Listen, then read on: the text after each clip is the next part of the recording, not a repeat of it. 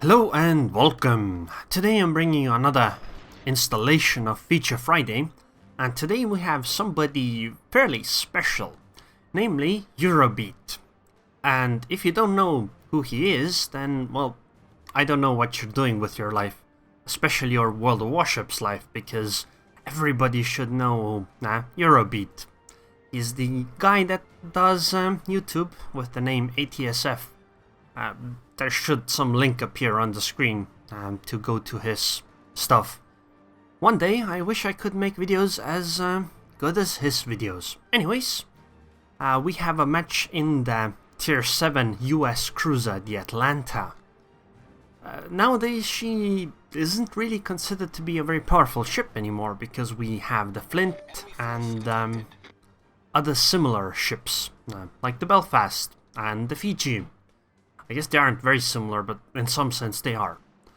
This is the highest tier is tier 7. It's a match on the map New Dawn, and we'll see how an Atlanta does here.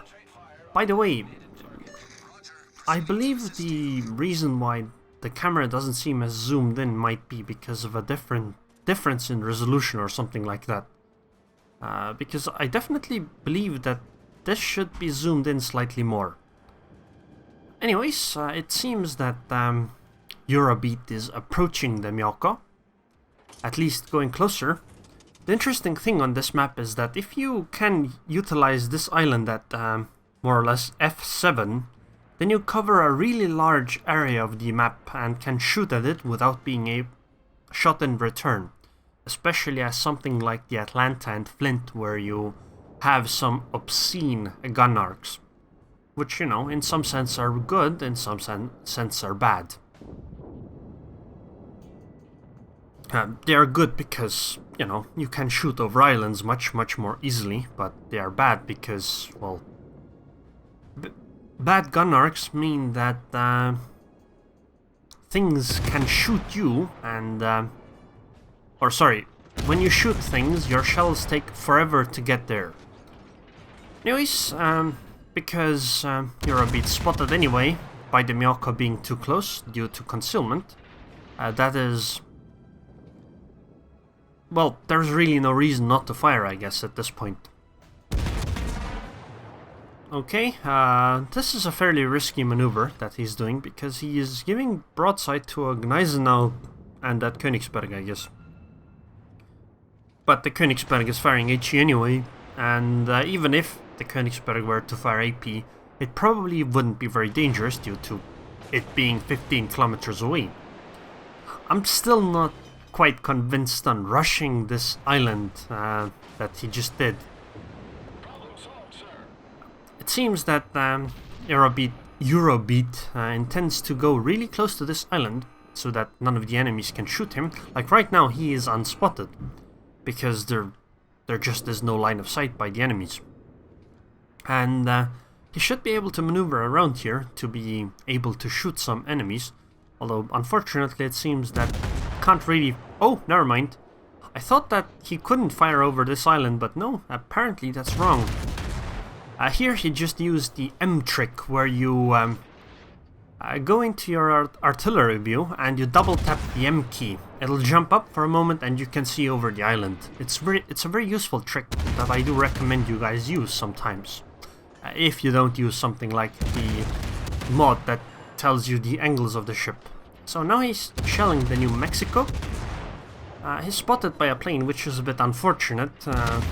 It could mean that enemies shoot in return, potentially, but with the way the enemies currently are, I don't think that's much of a threat due to the fact that these islands are gigantic, and pretty much anything other than an Atlanta shouldn't be able to shoot over this. Okay, so the next target seems to be the Königsberg. I guess he's gonna just keep switching, and he did write to me about this F7 island here. Basically, if you can sit behind this island with an Atlanta here, you can shoot at a really large section of the enemy team without them being able to shoot you in return. Or, you know, they can shoot you in return, but they probably aren't going to hit because they're gun arcs aren't as useful as yours. Okay, the Gneisenau shot, but unfortunately for the Gneisenau, RNG was not in his favor. Okay, it seems that the enemy Myoko is going to die very, very soon. That fire on the Gneisenau was pretty good, so let's hope for some more. That damage might be necessary because... okay, this seems to be on the Myoko. Okay, and goodbye Myoko. It's necessary because they've already lost 2 ships. The Gneisenau doesn't seem to be losing HP anymore, so she has used Damacon, which means that it's very useful to set her on fire again. Excellent, a fire.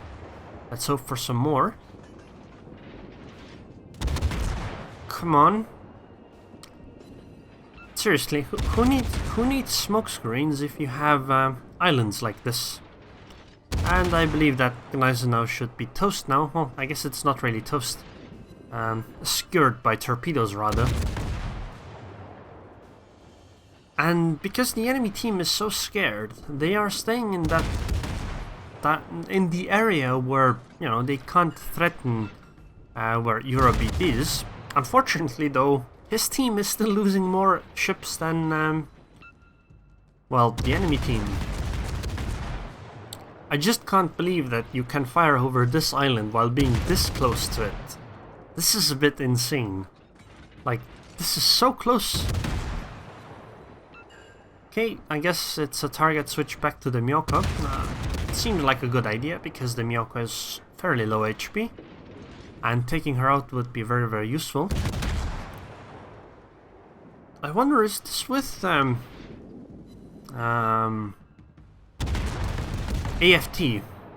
I don't remember. I don't think an Atlanta has 13-kilometer range without the AFT. So it might be. Okay, New Mexico has the next target. Some repositioning apparently.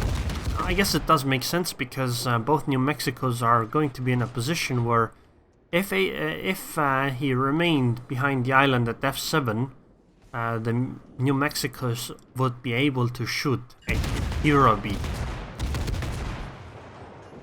So, repositioning behind the island at G7 essentially, and just utilize that one. I wonder if he can shoot over this big thing over here in the middle. I'm not certain. Oh, never mind. He definitely can. But he has to be a fair distance away, which could make him vulnerable to other positions, but there really aren't that many in other positions. Even if you're spotted, it doesn't really matter if the enemies can't actually shoot at you. So now he's turning towards the New Mexico. The shells are coming in, and all of them bounce. So this angling here was very, very good and very, very useful. It could have been quite deadly otherwise. So that New Mexico is the next target. And these simply one pen and one overpen, I guess. Fairly lucky still, although I believe that shouldn't have caused a citadel anyway. Now he's trying to be really, really close not to be citadel. Really, really close to the island, so the enemy battleships can't shoot over.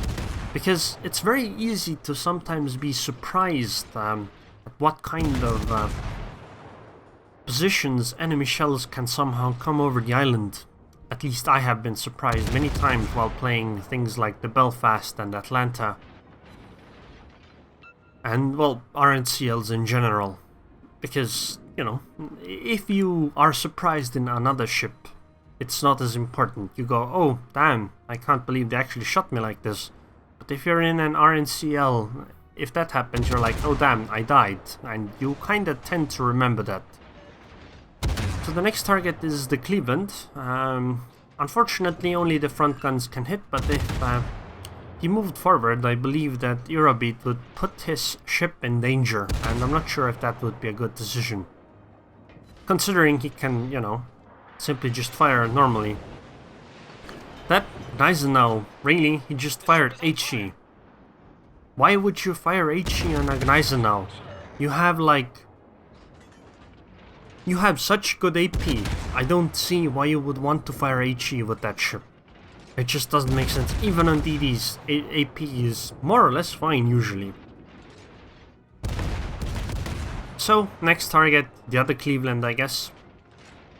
And at some point, that destroyer might need some dealing with, and that is... I don't know what the destroyer is doing.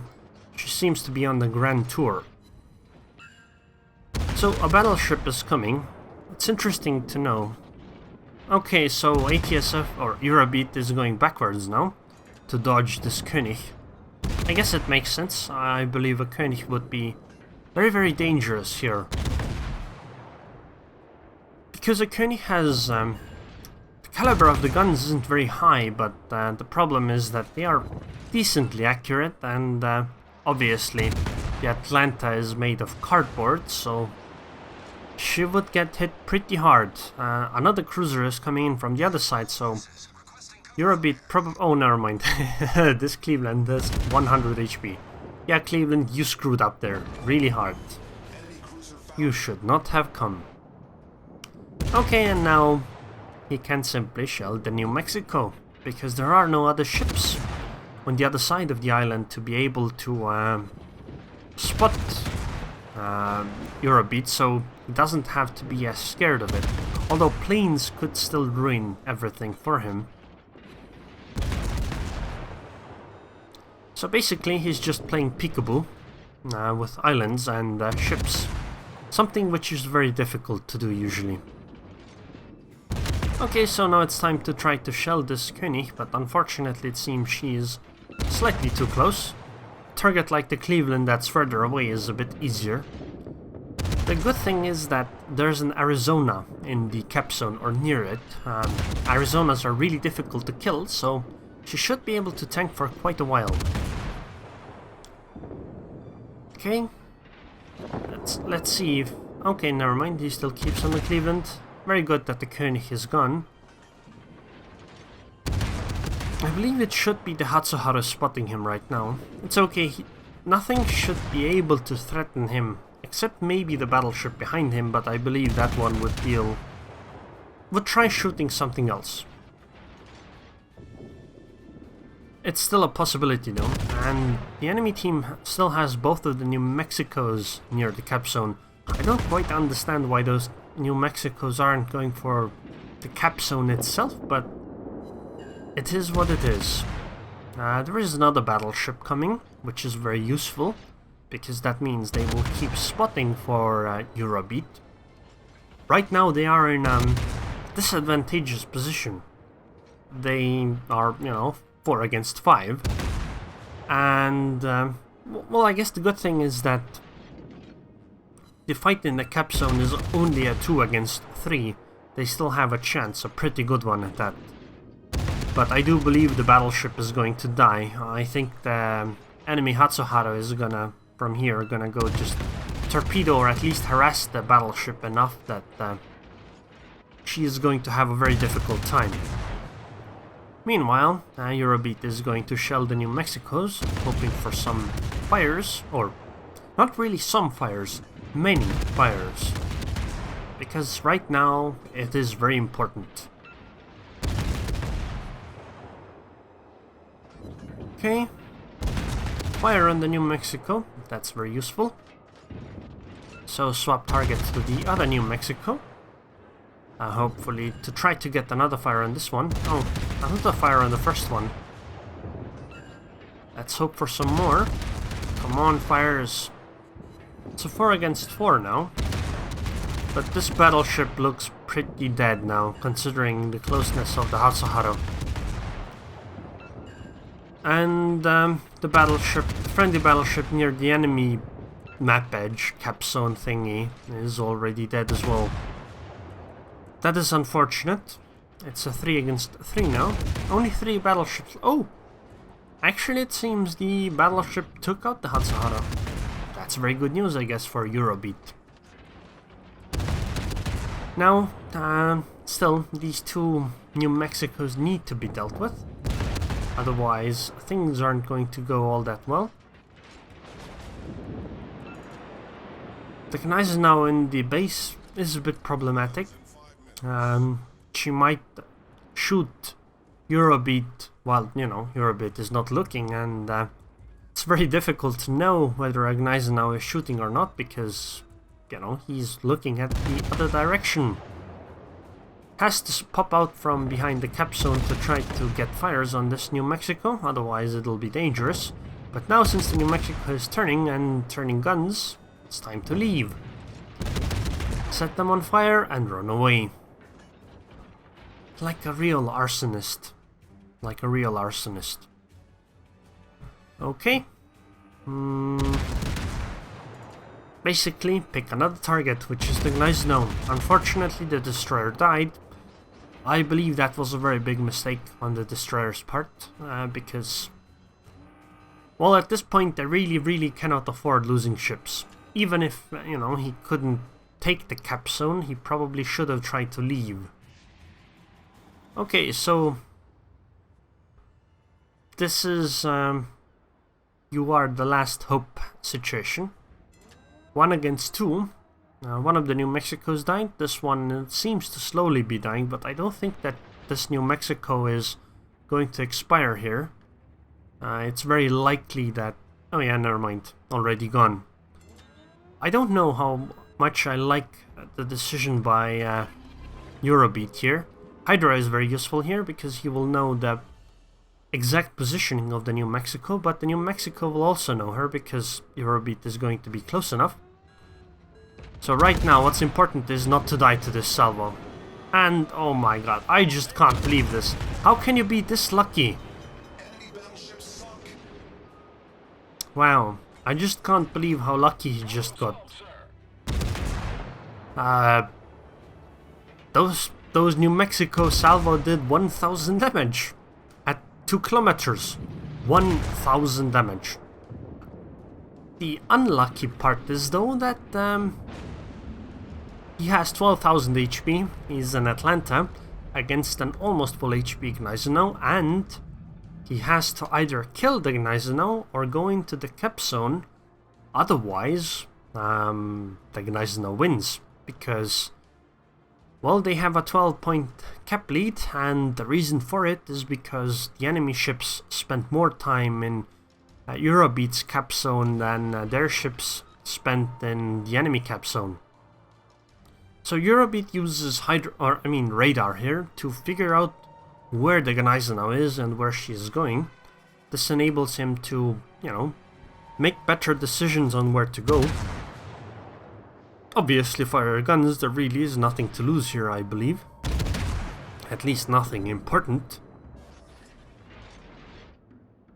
There is the slight risk that the Gneisenau might have planes up, but it doesn't really matter because the Gneisenau is going to shoot him anyway, since his concealment range is 10.7 kilometers and, you know, the Gneisenau is a lot closer. So now he's gonna start turning into the Gneisenau to try to dodge the shells, and it seemed to work out fairly nicely, although I believe that even if he had gone in a straight line, it would have been fine. Eurobeat's, you know, idea here is to go into the cap zone and try to stall as much as possible. All he needs to stall is for 12 points to pass.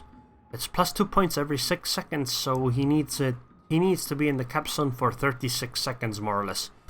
More, I guess, actually, because, you know, the specific tick timings might be off a little, so you need a little bit more time to be safe. There's only like 50 seconds left. The unfortunate part for the Gneisenau is that the Gneisenau is like the worst battleship to fight cruisers with, because she only has 6 guns and they are high caliber, so you are going to get many overpens and you don't have that many shots. A Scharnhorst is like the worst nightmare of cruisers, whereas the Gneisenau is like the best battleship to fight. At this point it's balls to the wall. 2300 HP, 15 seconds to go. 4 more points, but only... Wow, okay, fire, this is very unlucky, but I don't think this fire is going to matter. What's gonna matter more is damage. But the Gneisenau is dying too. 2000 HP and time's up. 600 HP left. And the 2 points win. Quite incredible. Very well done, Eurobeat. Very well done. So to the end screens. 564,000 credits. 5,800 experience, obviously multipliers. An arsonist, witherer, a confederate, and a high caliber. 212,000 damage in an Atlanta. 682 shell hits on target. 4 base defenses, 2 ships killed, 26 fires. Okay, that's all cool, but 212,000 damage in an Atlanta. 682 shell hits. This is insane. Like, absolutely mental. Really incredible. It's especially because it's an Atlanta, it's not even a Flint. Really, really, really incredible. And as it turns out, knowing the map and utilizing it properly can make all the difference in the world. In the team score you can see that Eurobeat had 2,570 base experience with number 2 and his team being a Colorado with 1,600. Although personally I believe that the Arizona also played a very, very large part in this victory. But seriously, 2,570 base experience, and with the damage and fires done, yeah, Eurobeat's Atlanta played a really huge role in this, and I do believe that careful usage of where the islands are essentially gave him and his team the chance for victory.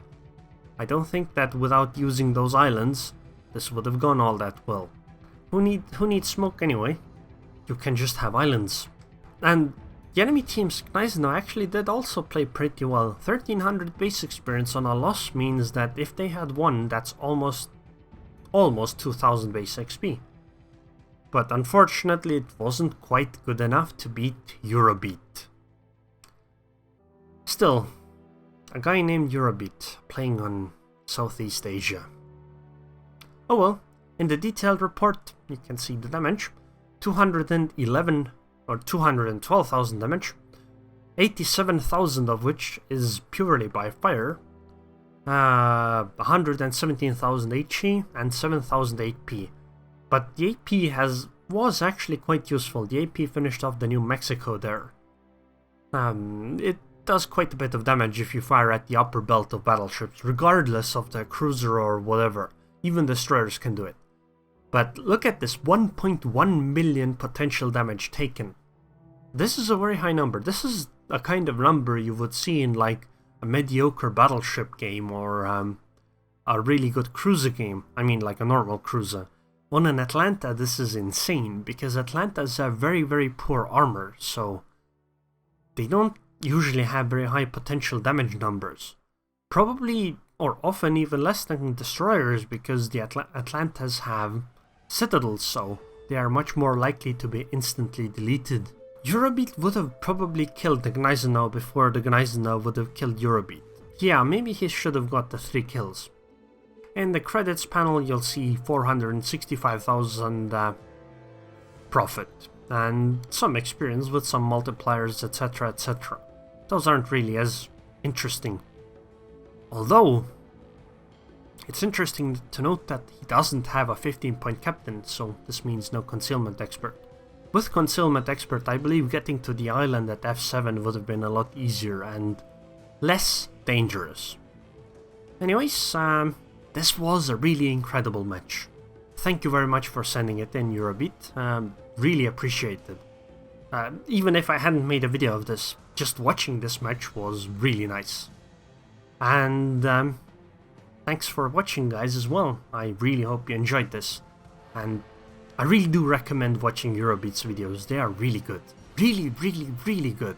And I do realize that the number of reallys this video is off the charts. Probably even higher than the number of berries. Anyways, again, thank you very much for sending it in. And I would like to thank the Patreons on Patreon now. Thank you very much for your continued support, Broken Willy, and I hope I see you guys next time.